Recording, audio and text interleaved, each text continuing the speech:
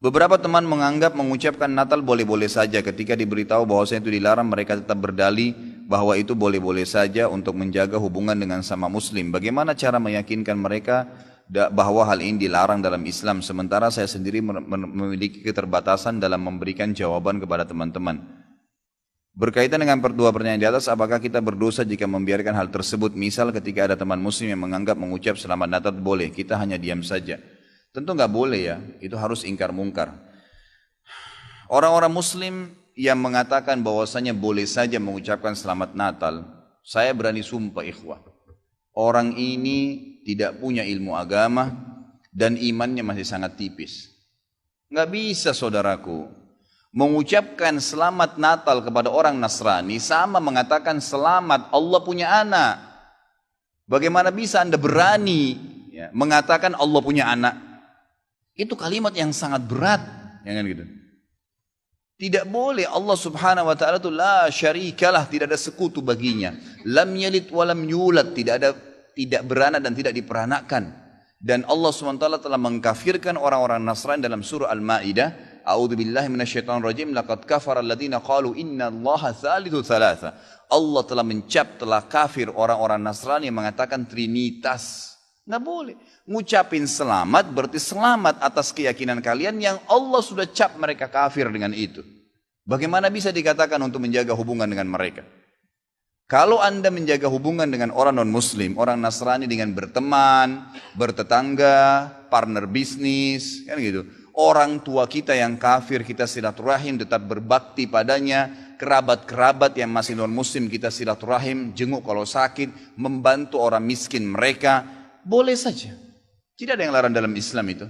Tapi jangan sama sekali berhubungan dengan masalah keyakinan dan ibadah mereka. Nggak boleh memang dalam masalah ibadah. Allah mengatakan, ini tadi subhanallah saya pikir antum sudah tahu nih. Ya, makanya saya ulangin lagi sebab turunnya surah Al-Kafirun. Al-Mughirah telah datang kepada Nabi SAW mengatakan, wahai Muhammad, Mekah kita bagi dua saja. Sehari buat kamu, sehari buat kami. Kata Nabi SAW, saya belum faham, coba jelaskan lagi. Kata dia, sehari Muhammad, kau dukung ibadah kami. Kau ucapkan selamat buat kami. Kau ikutin ajaran-ajaran agama kami. Sehari lagi besok kami ikutin agamamu, kami ucapkan selamat untukmu. Kami dukung ibadahmu.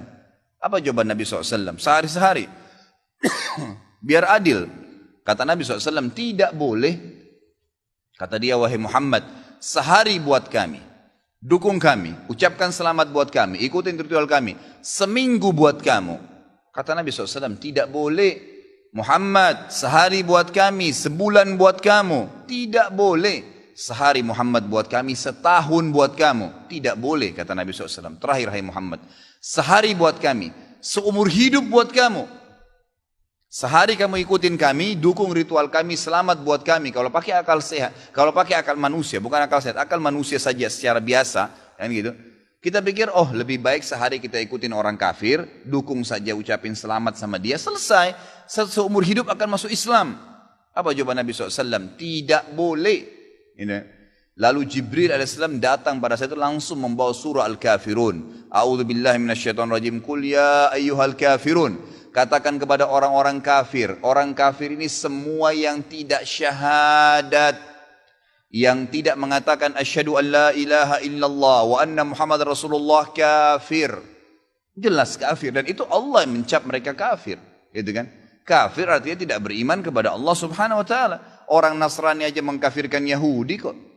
Itu. Yahudi mengkafirkan Nasrani, mengkafirkan Muslim. Kenapa orang Muslim nggak bisa mengkafirkan? Karena sementara kita jelas-jelas meyakini kenabian Musa, meyakini kenabian Isa alaihissalam. Gitu kan? Mereka yang memungkiri Nabi Muhammad SAW, Nabi terakhir, berarti tidak beriman sempurna kepada Allah Subhanahu Wa Taala. Dan sudah banyak ayat Al-Quran menjelaskan masalah itu. Gitu kan? Kata Allah Subhanahu Wa Taala, ya, Qul ya ayyuhal kafirun la a'budu ma ta'budun. Semua Yahudi, Nasrani, Majusi, penyembah api, penyembah gunung, penyembah pohon, penyembah apa saja, semua selain yang tidak syahadat ini, saya tidak ikut-ikutan acara ritual kalian, tidak akan ucapin selamat buat kalian, tidak akan pakai atribut-atribut kalian, dan kalian juga tidak usah repot-repot ikutin agama saya, nggak usah. Kita nggak butuh Nasrani. Saya tanya, pada saat sholat Idul Fitri, ada orang Nasrani ikut-ikutan, Idul Adha, gitu kan? Mereka berurus dengan agamanya sendiri. Kenapa orang Muslim pusing dengan acara ritualnya orang lain? Diulangi lagi. Ya, setelah dikatakan kalian tidak usah ikut-ikutan, saya tidak usah ikut-ikutan juga, diulangi lagi. Wala antum ma'budun ma'bud, wala ana 'abidun ma'abadtum, wala antum ma'budun, 2 kali diulangi.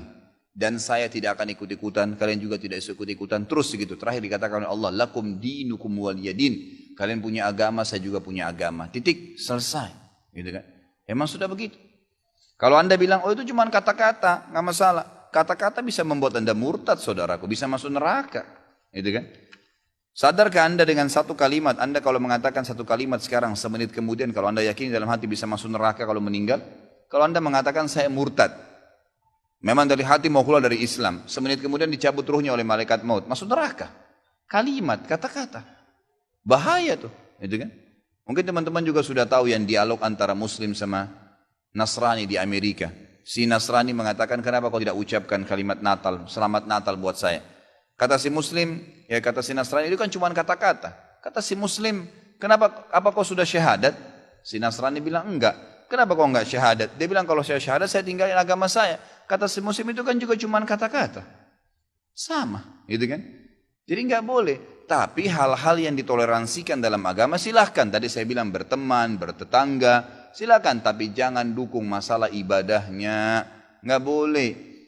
Sampai pernah ditanya kepada Syekh Bimbas, apa hukumnya orang-orang, mohon maaf ini teman-teman kita, semoga Allah berikan hidayah yang belum tahu, yang menjadi security menjaga gereja misalnya, atau orang-orang yang menjadi tukang parkirnya karena lagi banyak mobil, halalkah pendapatannya? Bolehkah itu? Fatwa ulama tidak boleh.